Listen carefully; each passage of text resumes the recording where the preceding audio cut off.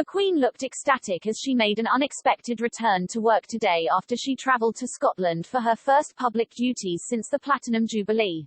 Her Majesty is in Edinburgh with members of her family for the traditional week of events north of the border, including meeting with Nicola Sturgeon. The 96-year-old, who has cut back on public engagements due to mobility issues, was all smiles as she took part in the historic ceremony of the Keys, the traditional opener to Holyrood Week for the royal family. The Queen, who has a deep love for Scotland, has been joined by her youngest son, Edward, and his wife, Sophie, known as the Earl and Countess of Forfar, while they are in Scotland for the event, which is taking place at the Palace of Holyroodhouse. The ceremony sees the monarch handed the keys of the city and welcomed to her ancient and hereditary Kingdom of Scotland. A guard of honour was provided by the Balaclava Company, the Argyll and Sutherland Highlanders. Her Majesty hopes to carry out several engagements this week, and will meet Scottish First Minister Nicola Sturgeon during her stay. Her children, including Prince Charles, will be supporting her all week, but Prince Andrew will stay away because of controversy about his settlement with Virginia Roberts Giuffre, an abuse victim of his friend Jeffrey Epstein. What is the ceremony of the Keys? And what will the Queen do in Scotland during Holyrood Week? As part of the ceremony of the Keys, the Queen is welcomed into the city of Edinburgh, Her Majesty's ancient and hereditary Kingdom of Scotland, by the Lord Provost, who offers her the keys of the city. The monarch then ceremoniously returns the keys, entrusting them to the elected officials of the city. She also inspects a guard of honour, provided by the Royal Regiment of Scotland. There is an investiture during the week, held in the Great Gallery at the Palace of Holyroodhouse, which is located at the end of the Royal Mile in the centre of Edinburgh. The investiture recognises Scottish residents who have made a significant contribution to their society.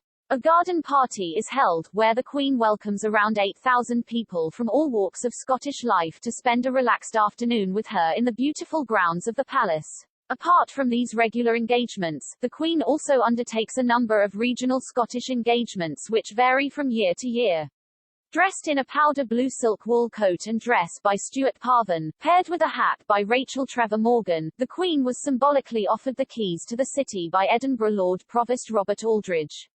The tradition dictates that the monarch returns them, entrusting their safekeeping to the city's elected officials. The Queen was joined by her youngest son, Edward, and his wife, Sophie, known as the Earl and Countess of Forfar, while they are in Scotland.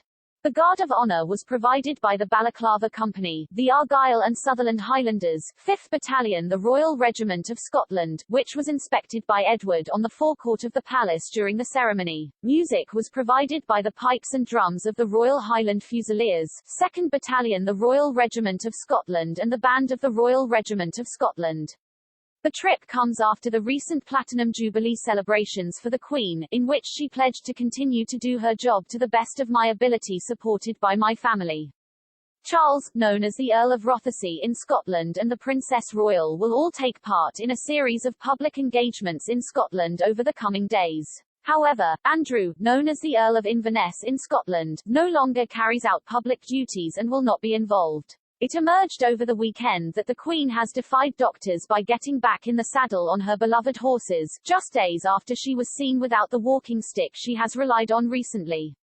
9 months after she was advised to stop riding, the 96-year-old monarch has reportedly been on horseback in Windsor. Unspecified mobility problems kept her from attending some Platinum Jubilee events this month, and she was often seen using a stick during engagements. She was even using a golf buggy to walk her corgis, but after meeting Archbishop of Canterbury Justin Welby at Windsor Castle on Tuesday without the aid of a stick, she appears to have made further progress. A source told The Sun she had missed her riding for 9 months, adding, "The Queen has enjoyed being on her horse again.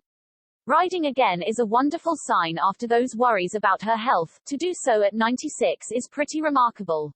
The Queen often used to take part in trooping the colour on horseback, but in more recent years the role had been taken over by members of her family. She has been a committed horsewoman ever since she was given a pony at 3 in 1929, and has been a devoted racehorse owner and breeder all her adult life.